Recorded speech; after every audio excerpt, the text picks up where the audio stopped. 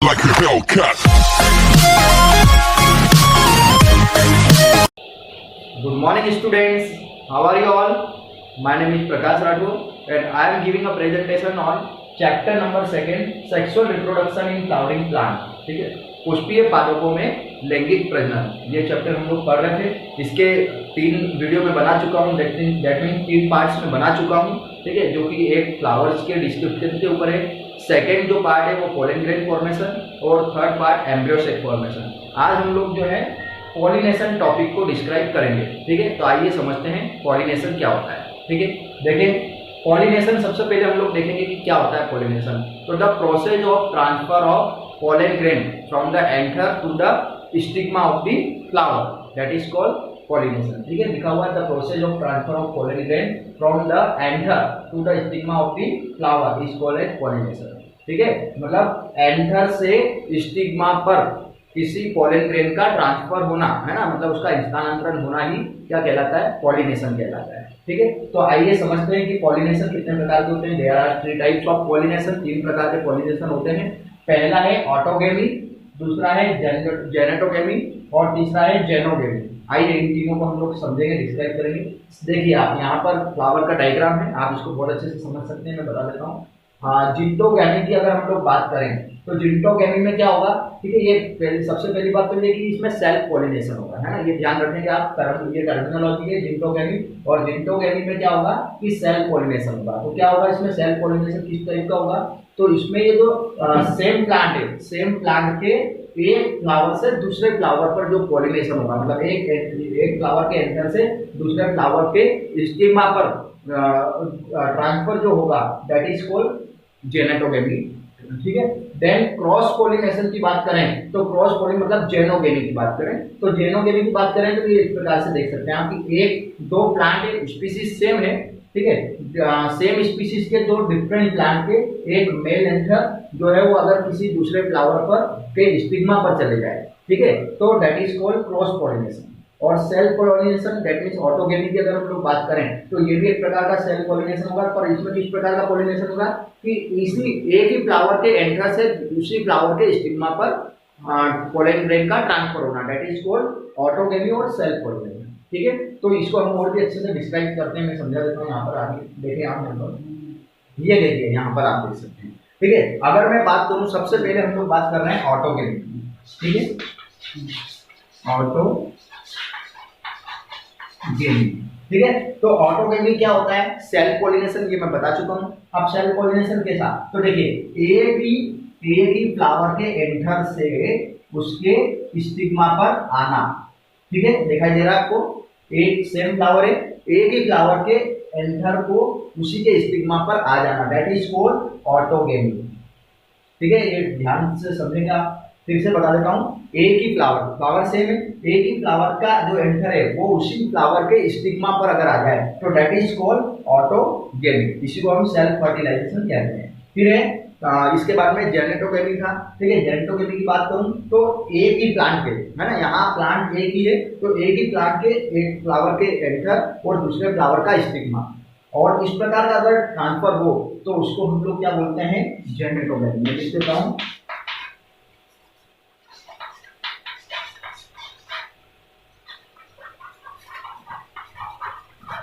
ठीक है, तो सेम प्लांट के एक फ्लावर का एंथर और दूसरे फ्लावर का स्टिग्मा, अगर इस प्रकार का ट्रांसफर हो रहा हो तो दैट इज कॉल्ड जेनेटोगेमी, इसको भी हम सेल्फ पॉलिनेशन ही बोलेंगे। और थर्ड हमारा है, ठीक है, xenogamy.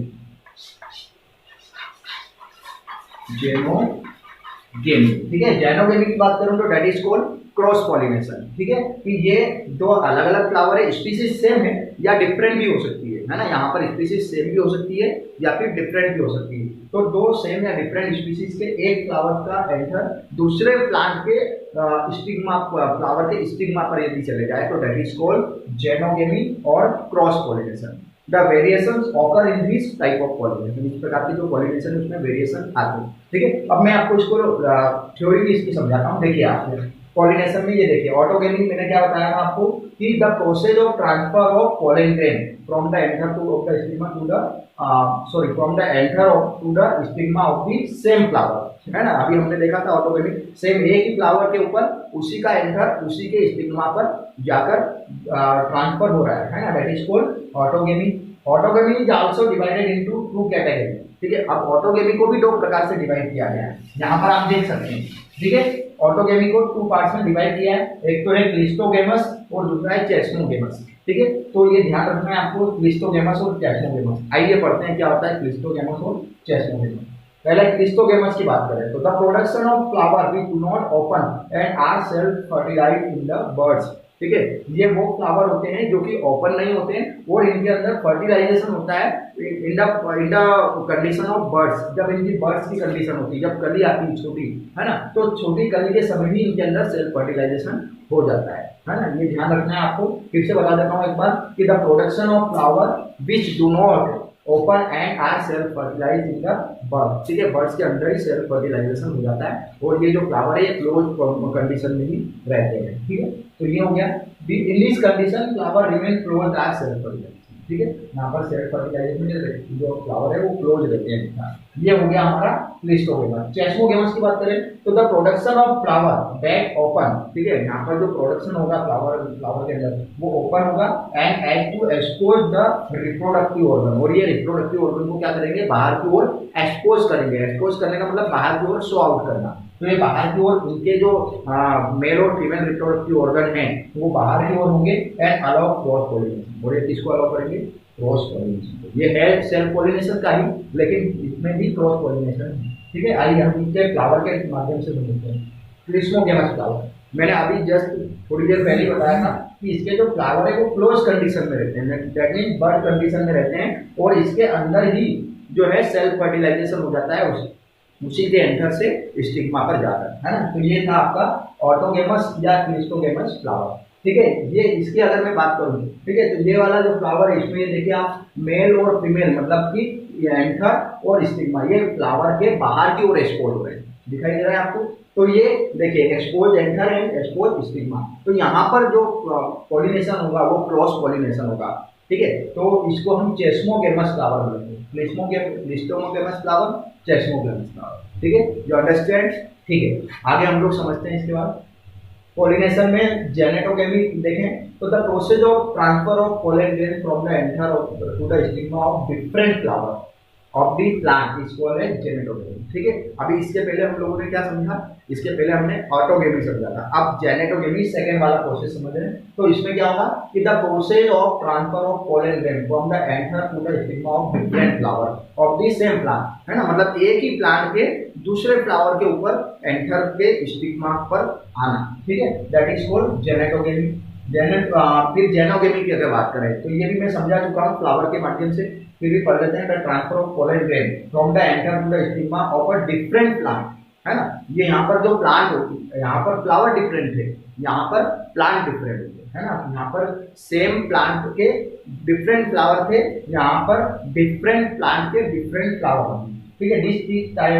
This is the only type of pollination which during pollination bring genetically different types of pollen grain to the stigma, ठीक है। ये इस टाइप का पॉलिनेशन जो है इसको क्रॉस पॉलिनेशन कहा जाता है, मैं बता चुका हूँ, और इसी के कारण जेनेटिकली वेरिएशंस आते हैं, है ना। आनुवांशिक विभिन्नताएं जो है वो इसी के कारण आती है, ठीक है। तो it is most important for ecological condition, ठीक है। आगे हम लोग समझते हैं, ठीक है। ये देखिए क्लिस्टोगेमस फ्लावर, ये देखिए आप फ्लावर यहाँ पर बना हुआ है, क्या लिखा हुआ है, transfer of pollen grain from the anther to the stigma of the another flower of the same plant पे अनदर फ्लावर पर क्या होगा यहाँ पर, ठीक है, वो ट्रांसफर होगा, है ना। पोलन ग्रेन जो है ट्रांसफर होंगे, ठीक है। यहाँ पर फ्लावर्स प्लांट सेम रहेगा लेकिन फ्लावर यहाँ पर डिफरेंट, जैसे ये सेम प्लांट है, फ्लावर डिफरेंट है, इसका एंथर इसके स्टिग्मा, इसका एंथर इसका स्टिग्मा, ठीक है। तो इस प्रकार से होगा, ये जेनेटिकली क्या होंगे, similar.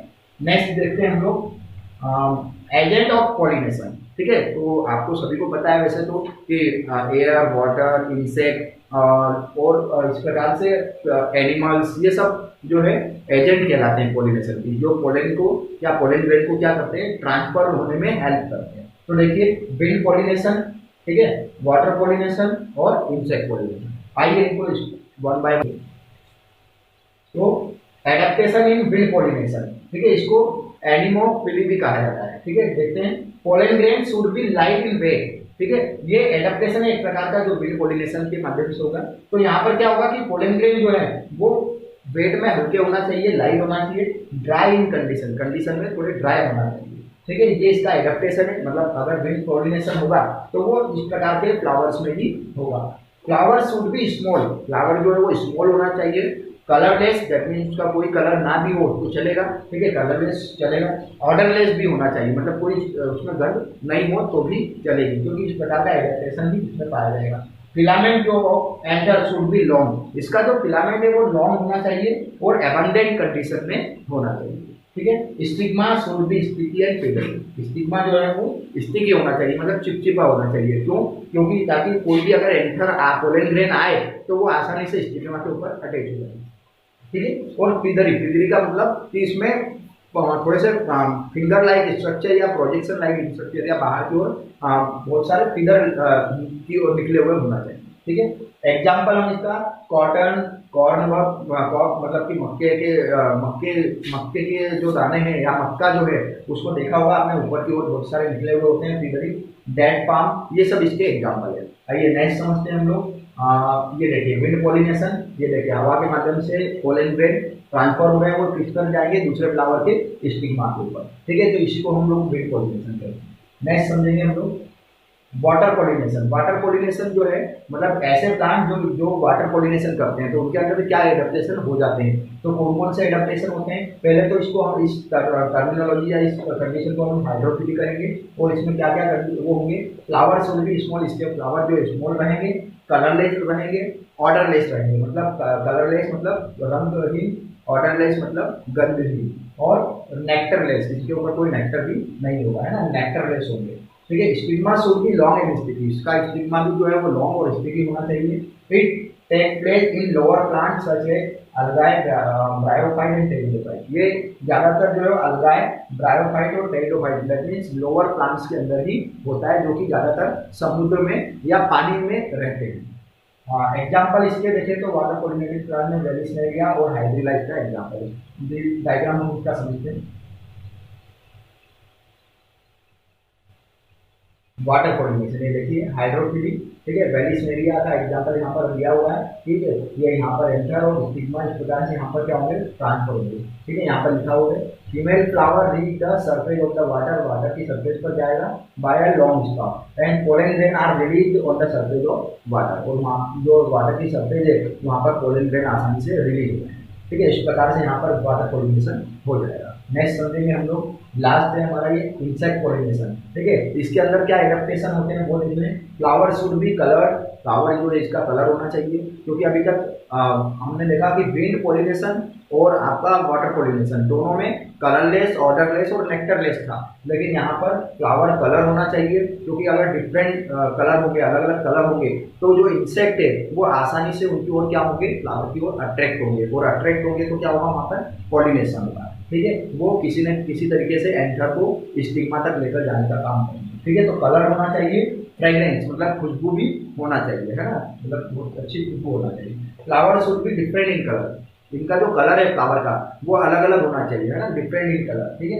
And flower should be attractive in condition में मतलब दिखने में अट्रैक्टिव होना चाहिए, ठीक है, ताकि कोई भी इंसेक्ट जो है वो आसानी से उसकी ओर अट्रैक्ट हो जाए और पॉलिनेशन की प्रोसेस वहाँ पर हो। फ्लावर शुड बी लार्ज, इसके जो फ्लावर है वो लार्ज भी होना चाहिए। अभी हमने वाटर और वेव में पढ़ा कि flower should be small in condition, लेकिन यहाँ पर लार्ज होना चाहिए।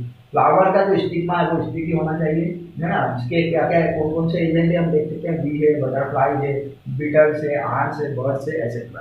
तो ये सब इसके एग्जाम्पल है, ठीक है। तो ये था हमारा पॉलिनेशन, ठीक है, जो कि मैंने आपको अच्छे से डिस्क्राइब किया। Thank you so much. Next वाले जो वीडियो है उसमें मैं आपको डबल फर्टिलाइजेशन और पोलन क्रिस्टल इंटरेक्शन समझाऊंगा। Thank you so much.